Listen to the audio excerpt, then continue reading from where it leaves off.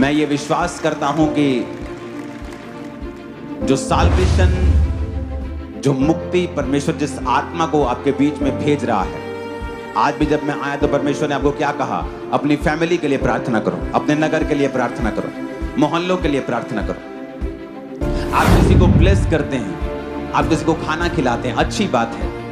कहां से शुरू हुआ ये खाना खिलाना?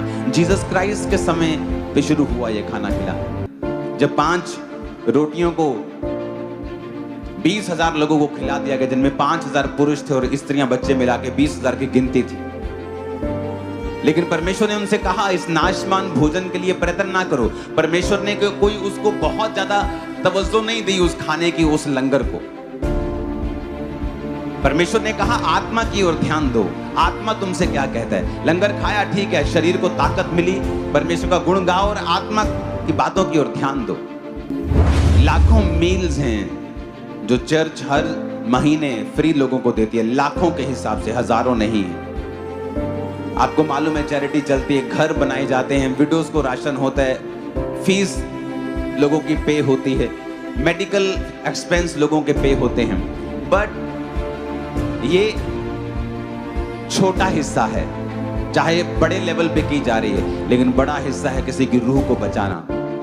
आप किसी के शरीर को ब्लेस करते हैं, कितनी देर तक? इस दुनिया में जब तक है तब तक ही उसका असर है, लेकिन ऊपर का जो लाइफ है, ऊपर की जो जिंदगी है, वो कहीं अधिक लंबी, लाखों करोड़ों साल लिखा अनंत जीवन तक तू इसका फल भोगेगा, या तो अनंत जीवन तक तू ऊपर जाके शर्मिंदा रहेगा क्योंकि तूने परमेश्वर का काम नहीं किया और तू परमेश्वर के नाम में सेव नहीं हुआ, या तो अनंत जीवन तक परमेश्वर के राज्य में आनंद को भोगेगा।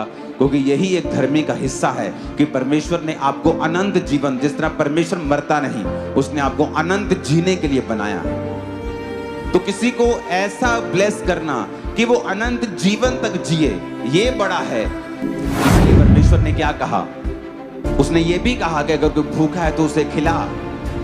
क्योंकि मैं कहूंगा मैं जेल में था, तुम मुझसे मिलने आया, मैं भूखा था, तूने मुझे खिलाया। और हम कहेंगे प्रभु हमने तुझे कब खिलाया? प्रभु कहेगा तुमने छोटों के साथ जो किया तुमने मेरे साथ किया। जीसस क्राइस्ट ने हमें ये चैरिटी करने के लिए भी इनकरेज किया है, लेकिन उसने सबसे पहले कहा है जाओ और सुसमाचार सुनाओ और सब जातियों के लोगों को चेला बनाओ। शुरू से लेके अंत तक जो मैंने तुम्हें बातें माननी सिखाई हैं, उन्हें मानना सिखाओ, और देखो जगत के अंत तक मैं तुम्हारे संग हूं।